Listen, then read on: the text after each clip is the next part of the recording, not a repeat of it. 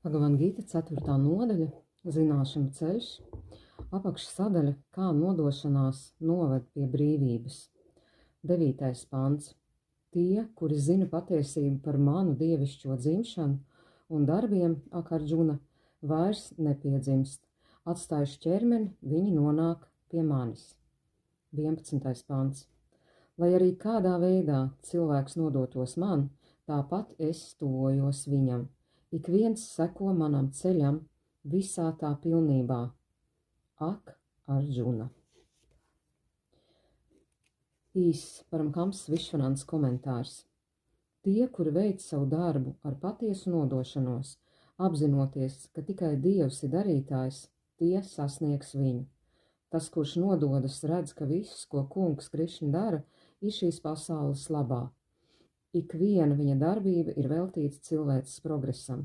Viņš te ir devis arī Gitu, ik viens, kurš nododas Gitas vārdam un no visas sirds ar mīlestību praktizē tās mācību, kļūst brīvs un sasniedz viņu. Bet tas nenozīmē tikai pateikt, es mīlu Dievu. Tev ir jākalpo viņam. Tev ir jāizprot šīs dziļās zināšanas caur meditāciju, ka viņš ir katra cilvēka patības kodols. Tev ir jātrenē savs prāts, lai saskatītu viņu ikvienā un it visā. Nav jāgaida nāve, lai sasniegtu viņu, lai viņu apzinātos, nebūt nē. Tieši tagad šajā mirklī dari visu, lai ieraudzītu viņu, lai sajustu viņa mīlestību. Vai tu sasniegsi viņu tagad vai nē, nesatraucies par to. Ļauj viņam dot tev it visu, kas nepieciešams. Iemācies to pieņemt. Nevien atstājot savu ķermeni, tu vari sasniegt Dievu.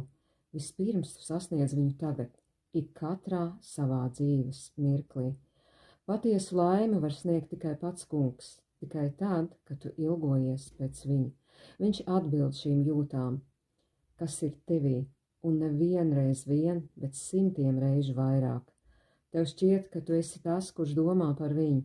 Nebūt nē, viņš domā par tevi. Tev šķiet, ka tu dodies pie viņa, taču viņš skrien tev pretī. Tu domā par viņu, ilgojies pēc viņa, bet viņš savā sirdī alkst arī pēc tevis.